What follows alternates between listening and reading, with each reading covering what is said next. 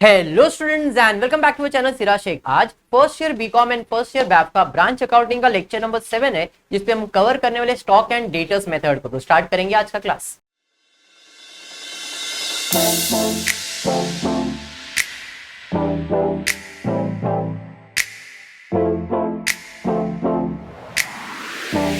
चलिए स्टार्ट करने वाले नया method of branch accounting, that is stock and debtors method. Question similar रहेगा, कुछ भी चेंज नहीं होने वाला है। खाली नया क्या होने वाला है, इसके पहले जब आप अकाउंट बनाते थे तो एक ही अकाउंट बनाते थे और वर्किंग के अंदर हम डेटर्स अकाउंट कभी बनाते थे, कभी कैश अकाउंट बनाते थे फॉर गेटिंग द अमाउंट। याद आ रहा है, ऐसा करते थे आप। इस क्वेश्चन में ब्रांच अकाउंट के साथ सारे अकाउंट्स बनेंगे जो कि एक ब्रांच मेंटेन करता है। मतलब मैंने अगर गुड्स, हेड ऑफिस ने किसी को गुड्स दिया है ब्रांच वाले को, तो ब्रांच कौन सा अकाउंट मेंटेन करेगा? एक तो गुड्स आया है, स्टॉक अकाउंट जिसे वो कहेगा, फिर गुड्स सेंड जो ब्रांच के पास है। ये दो अकाउंट तो बनेगा ही बनेगा। उसके अलावा उसके कस्टमर्स होंगे, डेटर्स होंगे। उसने अगर किधर से खरीदा, अगर लोकल खरीदा है तो क्रेडिटर्स होंगे। फिर उसने जो खर्चा किया है, खर्चे का अकाउंट, और एक कैश अकाउंट। बेसिक ये 5 अकाउंट तो होंगे ही होंगे। तो ब्रांच अकाउंट तो है, बट इसका नाम पड़ गया है branch stock account. Debtors method के अंदर क्या था? ब्रांच अकाउंट था। अभी स्टॉक एंड डेटर्स में क्या नाम पड़ गया? ब्रांच स्टॉक अकाउंट नाम पड़ गया। बात समझ में आया? तो ये पहला अकाउंट है ब्रांच स्टॉक अकाउंट। उसके बाद goods send to branch account, ये तो कंपलसरी अकाउंट था ही।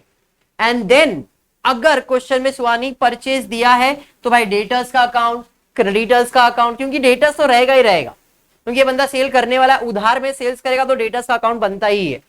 तो ये डेटर्स अकाउंट कंपलसरी है, क्रेडिटर्स अकाउंट कंपलसरी है। नहीं, ये कंपलसरी नहीं है, क्योंकि ये अगर उसने लोकली कोई परचेस किया है तो मेंटेन करेगा। कंसाइनमेंट या ब्रांच ने सेंड नहीं किया रहता उसको। बात समझ में आया? ये ऑप्शन है, ये कंपलसरी नहीं है। ब्रांच कैश अकाउंट कंपलसरी है, कैश या तो बैंक कंबाइन करके। इस क्वेश्चन में दो अलग बनाया क्योंकि दोनों का ट्रीटमेंट अलग अलग है, बैलेंस दोनों का दिया है।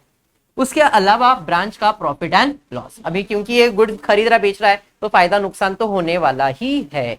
क्लियर है? अब जो सोचने वाले हो हेड ऑफिस के बुक में, ये सब किसके बुक में? हेड ऑफिस क्या सोचने वाला है कि ब्रांच क्या क्या करने वाला है। ब्रांच स्टॉक अकाउंट मेंटेन करने वाला है, branch goods send to branch account maintain करने वाला है, डेटर्स अकाउंट मेंटेन करेगा, creditors, branch, cash, bank and profit and loss. अभी दिमाग में रखो ये बात कि अपन तो वही करने वाले, बट किसके नजर से सोच रहे? ब्रांच के नजर से सोच रहे कि ब्रांच की बुक में क्या क्या चीजें हो सकती है। समझा दोनों का डिफरेंस क्या है?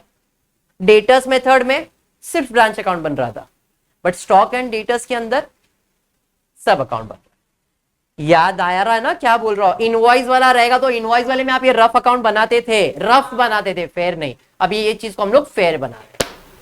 क्लियर? पक्का? स्टार्ट करेंगे, देखते क्या दिया है क्वेश्चन में। तो यहां दिया है मैगी एंटरप्राइज, इमेगी या मैगी जो आप पढ़ो इसे। Imagi enterprise of Pune has 2 branch at Solapur and Kolhapur. The branches maintain a account with State Bank of India and are authorized to make purchase locally. भाई इसको अथॉरिटी दिया है, हम गुड दे रहे, लेकिन तेरे को ऐसा लगेगा भाई खरीदने का लोकल, तू खरीद सकता है। इसलिए इस अकाउंट में कौन सा अकाउंट बना है? Creditors account. क्योंकि लोकली उधार में भी खरीद सकता है, उधार में खरीदेगा तो क्रेडिटर्स, कैश में खरीदेगा तो कोई क्रेडिटर्स वगैरह नहीं आएगा, वो सीधा कैश अकाउंट में ही जाएगा। ओके, चलिए ठीक है, बढ़ेंगे आगे। उसके बाद क्या दिया है? आगे दिया the following information is obtain from Solapur branch by Pune office. मतलब ये जितने भी अकाउंट आपने बनाए हैं ये कौन से ब्रांच के? सोलापुर के। Solapur branch stock account, Solapur goods send to branch account, Solapur debtors account, Solapur creditors, Solapur branch cash, Solapur bank and Solapur branch profit and loss account. ये सब सोलापुर का इंफॉर्मेशन है। ठीक है, कौन दे रहा है? Head office. कौन? पुणे इंफॉर्मेशन दे रहा है। क्लियर? अब देखना इसमें कौन से अकाउंट का ओपनिंग क्लोजिंग बैलेंस दिया है। पहला तो आपको बैलेंसेस दिया है कैश का, ओपनिंग क्लोजिंग देखो, ओपनिंग डेट क्लोजिंग डेट दिया है, फिर स्टॉक दिया है, डेटर्स दिया है, बैंक दिया है, क्रेडिटर्स दिया है। तो इतना अकाउंट बनाने का, cash, stock, debtors, bank, creditors. Stock बन गया, कैश, बैंक, क्रेडिटर्स, डेटर्स, उसके अलावा प्रॉफिट एंड लॉस, और ये तो कंपलसरी अकाउंट ही है। समझा? दिमाग में तो ही बनाना, अगर नहीं दिया रहता कैश ही अकाउंट दिया तो कैश अकाउंट ही बनाते। ठीक है, तो अभी पहला काम क्या करेंगे, पोस्टिंग कर लेते। Opening closing, opening closing, asset है तो डेबिट और लाइबिलिटीज है तो क्रेडिट। पहला है कैश, कैश आपका प्रॉपर्टी है, प्रॉपर्टी एसेट है तो इसका ओपनिंग बैलेंस डेबिट साइड पे आएगा। टू बैलेंस ब्रॉट डाउन, कितना बैलेंस दिया है, ओपनिंग 4000 और क्लोजिंग, तो क्लोजिंग क्रेडिट साइड पे जाएगा। बाय बैलेंस कैरी डाउन, कितना, समझा ये हर्ष, इसमें कुछ भी डाउट? क्लियर। उसके बाद क्या है, स्टॉक, स्टॉक मतलब branch stock account, opening balance दिया है टू बैलेंस ब्रॉट डाउन, कितना, 10,000 बाय बैलेंस कैरी डाउन, इसे क्लोजिंग स्टॉक भी कह सकते हो आप, क्लोजिंग स्टॉक है ना, कितना है, टू ओपनिंग स्टॉक लिख दो इसे तो भी चलेगा, टू, हाँ हाँ लिख देता बेटा, कोई ऐसा टेंशन जैसा बात नहीं, to opening stock by closing stock, stock account है ना, चलेगा। क्लियर। उसके बाद क्या है देखो जरा, डेटर्स, डेटर्स का अकाउंट बनाया क्या सुहानी? हाँ सर जी बनाया है, डेटर्स डेबिट पे ही आएगा। टू बैलेंस ब्रॉट डाउन, कितना, अब ऐसा कंफ्यूज मत होना सर इधर 2-2 रुपीस उधर 1 ही रुपीस, इधर 2 बना दिया मैंने, 1 बनाएंगे तो भी चलेगा, इधर सिंगल रुपीस इधर 2 रुपीस, हमको क्या करने का है, अरे 1 रुपीस में भी काम हो जाएगा इधर, ठीक है ना, तो मैंने गलती से लाइन ड्रॉ कर दिया तो अभी 2 कॉलम कंटिन्यू कर रहा हूं, ठीक, ओके। फिर उसके बाद बाय बैलेंस कैरी डाउन, कितना, 8,000, ठीक है। उसके बाद क्या है, बैंक बैलेंस दिया, बैंक बैलेंस भी डेबिट में ही जाएगा, वो भी आपका असेट है, बैलेंस कितना है, 14,000 by balance carry down. Hope ये क्लियर है सबको, इसमें कुछ भी डिफिकल्टी नहीं है, क्या बात है। क्रेडिटर्स का बैलेंस किधर जाएगा, क्रेडिट साइड पे, ओपनिंग बैलेंस क्रेडिट पे, बाय बैलेंस ब्रॉट डाउन, कितना, 2,000 and to balance carry down, कितना। अब ऐसा कंफ्यूज मत होना सर आपने इधर डेबिट में ब्रॉट डाउन और क्रेडिट में, ऐसा नहीं होता है, ओपनिंग है तो ब्रॉट डाउन, क्लोजिंग है तो कैरिड डाउन, ये भी बेसिक डाउट आ जाता है किसी किसी को, इसलिए सोनी बता दिया मैंने, क्लोजिंग है तो कैरिड डाउन, ओपनिंग है तो ब्रॉट डाउन, अब वो कोई किधर भी लिखो ब्रॉट डाउन ही लिखना ओपनिंग में, ठीक है। तो आपका पहला काम तो डन। उसके बाद क्या दिया, आगे दिया है ट्रांजैक्शन ड्यूरिंग द ईयर, उस साल में कौन से ट्रांजैक्शन हुए। पहला, goods receive from Pune Kolhapur locally brought goods, आपको गुड्स मिला पुणे ब्रांच से, कोल्हापुर ब्रांच से और लोकली आपने खरीदा। पुणे ब्रांच से गुड्स मिला तो गुड्स जा रहा है, पुणे के पास से गुड्स जा रहा है क्योंकि पुणे का है ना, तो पुणे के पास से गुड्स जा रहा है किधर, ब्रांच में, तो बाय ब्रांच स्टॉक अकाउंट, कितना पुणे ने भेजा, पुणे का 40,000, इधर गया, इधर क्रेडिट और ब्रांच के अकाउंट में debit, to goods send to branch 40,000, ऐसा आपने इसके पहले किया है, कंफ्यूज मत हो जाओ। पुणे ने गुड्स भेजा है तो भाई उसके पास गुड्स वापस, आपने ऐसा कुछ किया था याद करो, पुणे ने भाई हेड ऑफिस ने गुड्स भेजा है तो हेड ऑफिस के पास से गुड्स जा रहा है, किसके पास जा रहा है, ब्रांच के पास, तो गुड्स जा रहा है, goods send to branch account 40,000 credit और ब्रांच में आ रहा है, तो यहाँ पे स्टॉक लिखना है, ब्रांच अकाउंट नहीं, तो बाय स्टॉक अकाउंट लिखा तो भी चलेगा, ब्रांच स्टॉक लिखा तो भी चलेगा, समझाइए। तो इधर क्रेडिट, दूसरा इफेक्ट देने का डेबिट, स्टॉक अकाउंट के अंदर डेबिट। क्लियर, डन, पक्का समझा। नेक्स्ट बढ़ेंगे आगे, उसके बाद कोल्हापुर ने भी गुड्स इसको दिया है तो इसके पास तो गुड्स आ ही रहा है, बाय ब्रांच स्टॉक, कितने कोल्हापुर ने दिया, इधर क्रेडिट इधर debit, to goods send to branch 3,000, कोई भी ब्रांच इसको तो दे ही रहा है ना, तो इसके पास आ रहा है goods account debit, stock account debit, कहां से आया, ब्रांच के पास है, तो goods send to branch account में ही लिखना पड़ेगा। Logic clear. चलिए बढ़ेंगे आगे, उसके बाद क्या है, इसने लोकली भी गुड्स खरीदा है, गुड्स परचेज किया है, हाँ बोलना बेटा, क्या बेटा, लोकली ब्रॉड गुड्स कर रहा हूं ना बेटा, 6,600 का गुड्स हमने खरीदा। अब 6,600 का जो मैंने गुड्स खरीदा है, क्या ये मैंने कैश में खरीदा ऐसा बोला है क्या, मतलब ये कहीं ना कहीं उधार ही रहेगा, गुड्स खरीदा है तो गुड्स आ रहा है ब्रांच अकाउंट डेबिट, टू किसके पास से खरीदा है? क्रेडिटर्स के पास से। क्या बात है, तो टू क्रेडिटर्स कितना? 6,600। इधर डेबिट, दूसरा इफेक्ट देने का है क्रेडिट बाय स्टॉक अकाउंट या तो ब्रांच स्टॉक अकाउंट, कितना? 6,600। प्रिया डन, समझ में आया? प्रिया आगे क्या दिया है? आगे दिया है पेमेंट टू द क्रेडिटर्स। हमने क्रेडिटर्स को पेमेंट किया। क्या क्या पेमेंट किया? तो बाय कैश 600 रुपया, बाय चेक 7,000। पेमेंट किया मतलब पैसा जा रहा है, कैश से भी जा रहा है, बैंक से भी जा रहा है। तो बाय किसको दिया? क्रेडिटर्स। बाय किसको दिया? क्रेडिटर्स। कैश कितना और क्रेडिटर्स को, ये कौन सा इफेक्ट? क्रेडिट। दूसरा इफेक्ट देने का है debit to cash account to bank account. Cash में 600। समझ में आया क्या? अब दिमाग मत चलाना सर 6,600 का तो खरीदा था, 7,600 क्यों दिया? अरे पहले का भी हिसाब बाकी रहेगा ना, तो ऐसा मत बोलना सर 6,600 का परचेज किया 7,600। ये दिमाग में लाना ही नहीं है, आपको सोचना ही नहीं है। ठीक है, चलिए बढ़ेंगे नेक्स्ट। उसके बाद क्या दिया? Receive from debtors. डेटर्स के पास से पैसा मिला। पैसा मिला मतलब क्या है? पैसा आ रहा है, कैश आ रहा है। कितना आ रहा है? तो कैश आ रहा है 12,000, चेक आ रहा है 18,000। पैसा आ रहा है, कैश आ रहा है। तो टू किसके पास है? टू किसके पास है? डेटर्स। कैश कितना और चेक। इधर डेबिट, दूसरा इफेक्ट देने का है क्रेडिट बाय डेटर्स। आज प्रिंटिंग मिस्टेक बोलते हैं ना इसे बेटा। By cash by bank. अब नॉर्मल केस में जो भी कैश मिलता था सेल्स करके, तो आप किधर ब्रांच में लिखते थे, आपको याद होगा। बट हम लोग ने क्योंकि अकाउंट बनाया तो अकाउंट में लिखेंगे एंड देन अकाउंट क्लोज करेंगे तो रेमिटेंस मिल जाएगा। फर्क समझ में आ गया? चलिए ठीक है। तो कैश 12, चेक 18।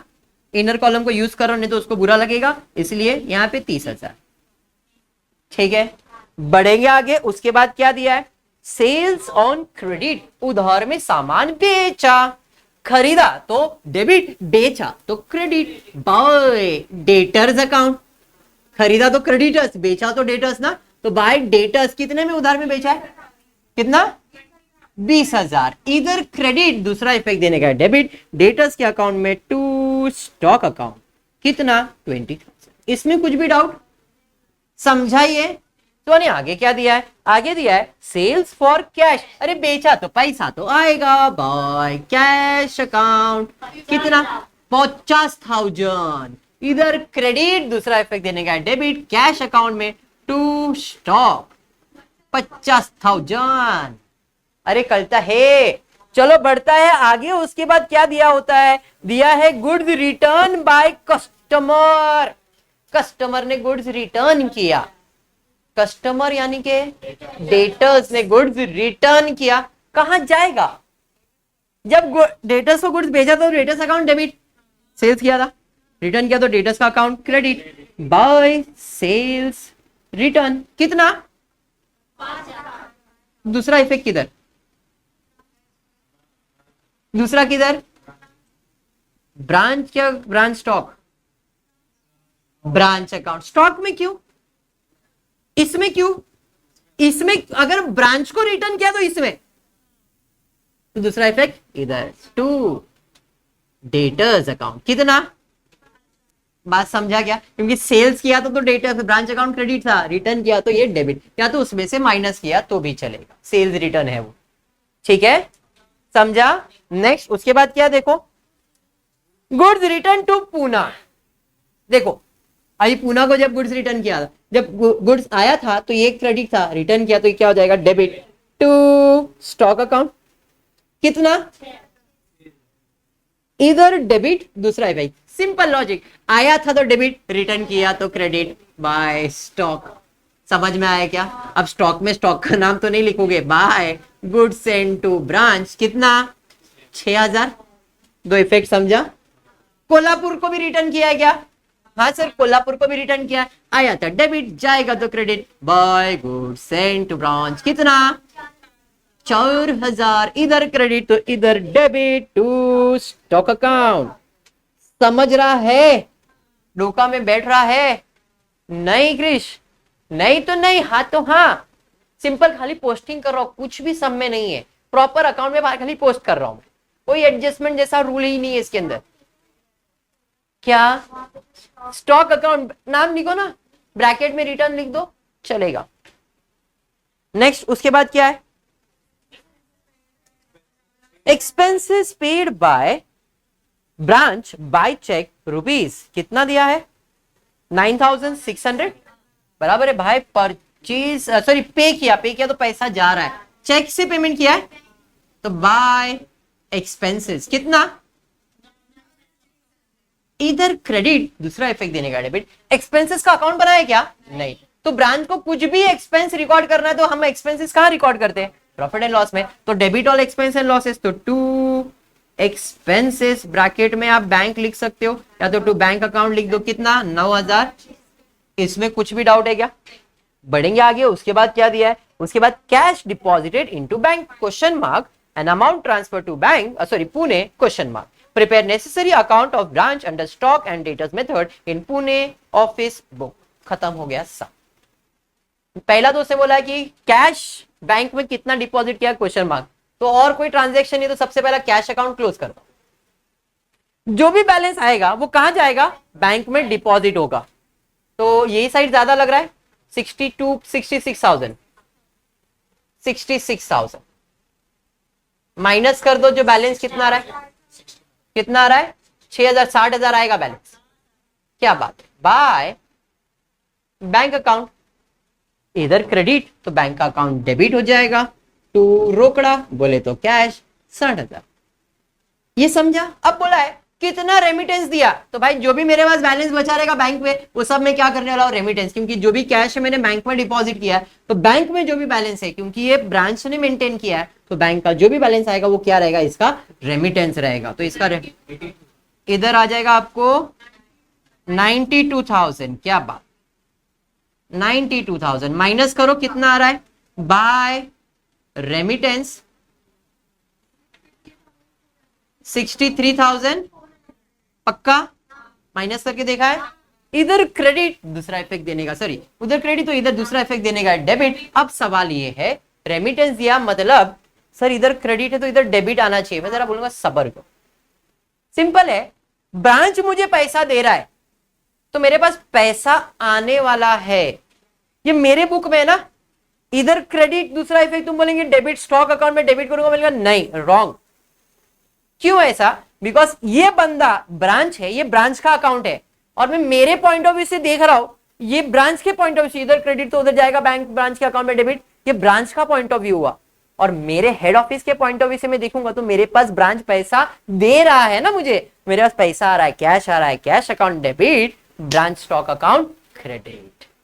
समझा मैं क्या बोल रहा हूं? तो यहां पे स्टॉक अकाउंट क्या हो जाएगा? क्रेडिट बाय बैंक अकाउंट, कितना? 63,000। लॉजिक समझ में आया क्या? बढ़ेंगे आगे, उसके बाद क्या है? उसके बाद देखो और कुछ दिया है क्या? चलो ठीक है आगे बढ़ेंगे। नेक्स्ट और कुछ दिया है क्या? देखो नहीं, खत्म। सिर्फ मुझे इसी का प्रॉब्लम है, एक बार देख लेता हूं, बट मेरे हिसाब से इसकी एंट्री वो लोग पास नहीं करेंगे। रीजन है क्योंकि ये कौन सा अकाउंट मेंटेन किया है? Stock account. तो नॉर्मल केस में इसकी जर्नल एंट्री क्या आएगी? From the point of view of branch the entry is पैसा जा रहा है टू बैंक अकाउंट और डेबिट में आ जाएगा ब्रांच अकाउंट। ब्रांच में कौन सा branch account? Head office branch account, बराबर है। तो मैं क्या करता हूं, ये जो एंट्री है इसको पास ही नहीं कर रहा हूं। क्यों? क्योंकि ये किसका अकाउंट है? ब्रांच का ही है ना, और ब्रांच का स्टॉक अकाउंट है तो उसमें तो एंट्री पास नहीं करेंगे, इसलिए मैं इसकी कोई एंट्री पास नहीं कर रहा हूं। इधर क्रेडिट, कैश और बैंक अकाउंट के अंदर डेबिट, अज्यूम करूंगा उसको पैसा मैंने दे दिया, ठीक है। और कुछ बचा है क्या? नहीं। अब एक एक करके अकाउंट क्लोज करते। गुड सेंड का अकाउंट क्लोज कर दो, 43,000 43,000, तो बैलेंस कितना आ रहा है? 33। इसका मतलब क्या है? इसने लोकली परचेज किया है, कितने का? 33,000। इसे क्या कहते हैं? To purchase account. समझा ये? पक्का समझा? डेटर्स का अकाउंट क्लोज करो, कितना आ रहा है? 44,000। देखो 44,000 माइनस करो, कितना आ रहा है डेटर्स का अकाउंट, कितना आ रहा है, 1000 बैलेंस आ रहा है। क्या बात। अब इसका मतलब क्या है, इसका मतलब है टोटल इस साल मैंने इतने का सेल्स किया है, उसमें से इतना पैसा मिल गया, तो बाकी पैसा मिला नहीं मुझे। इतना सेल्स हुआ, बाकी इतना पैसा रिकवर हो चुका है, तो अभी भी 1000 कम है, मतलब मैंने क्या दिया रहेगा, डिस्काउंट दिया रहेगा। तो बाय डिस्काउंट अकाउंट कितना, 1000। इधर क्रेडिट, दूसरा इफेक्ट देने का डेबिट। किसका डिस्काउंट है, ब्रांच का डिस्काउंट है, तो उसके लिए लॉस है। तो टू डिस्काउंट ऑन डेटर्स कितना, 1000। समझा ब्रांच के पॉइंट ऑफ व्यू से। नेक्स्ट क्रेडिटर्स अकाउंट फटाफट क्लोज करो, कितना आ रहा है देखो क्रेडिटर्स, 8600, 8600 सेम, 8600 दोनों साइड सेम है, कुछ भी बैलेंस नहीं आया। क्लियर हुआ। नेक्स्ट उसके बाद कैश अकाउंट हो गया, बैंक अकाउंट क्लोज हो गया, अभी क्या बच गया है, प्रॉफिट एंड लॉस। चलिए ठीक है, प्रॉफिट एंड लॉस क्लोज करने से पहले अपने को क्लोज करना पड़ेगा ब्रांच का स्टॉक अकाउंट, क्योंकि ये क्लोज करेंगे तो फायदा नुकसान मिलेगा और फिर नेट प्रॉफिट नेट लॉस मिलेगा। क्योंकि मैंने पहले बता दिया ग्रॉस प्रॉफिट होता है, आपको याद होगा फर्स्ट लेक्चर मैंने बताया था। चलिए ठीक है, इस साइड का टोटल कर लो, कितना आ रहा है, 98,000। पक्का क्लोज किया 98,000। 98,000 में माइनस करो, कितना आ रहा है देखो, 2 ग्रॉस प्रॉफिट या तो जनरल प्रॉफिट एंड लॉस, कितना 33,000। इधर डेबिट, दूसरा इफेक्ट देने का है credit by general profit and loss account, कितना 400। अब ये अकाउंट क्लोज कर लो, यही ज्यादा है, 33,400 टू नेट प्रॉफिट 22,000। समझा क्या है, देखो अकाउंट में जैसे गुड्स एंड हम लोग क्लोज कर रहे थे, ट्रेडिंग अकाउंट में डाल रहे थे, आपको याद आएगा तो ये परचेज जाएगा किधर, ट्रेडिंग अकाउंट में। समझा, उसका इधर कोई लेन देन नहीं था इसलिए पोस्ट नहीं किया। डेटर्स अकाउंट क्लोज करोगे, क्रेडिटर्स अकाउंट क्लोज करोगे, जो भी फायदा जो भी नुकसान सब जाएगा प्रॉफिट एंड लॉस में ही। डेटर्स क्लोज किया, इधर क्रेडिट में बैलेंस आया, इधर डेबिट में डाल, इधर क्लोज करता, क्रेडिट में आता तो इधर डेबिट में, डेबिट में आता तो इधर क्रेडिट में ही पोस्ट करता मैं। क्लियर। कैश क्लोज कर दिया, ब्रांच क्लोज कर दिया, मतलब बैंक क्लोज किया, कैश अकाउंट भी क्लोज करके अगर डिपॉजिट नहीं करने बोलता, बैंक अकाउंट क्लोज करके डिपॉजिट करने नहीं, तो दोनों पैसा रेमिटेंस में ही जाता। हमने रेमिटेंस की एंट्री क्यों नहीं पास किया वो भी मैंने आपको एक्सप्लेन किया है।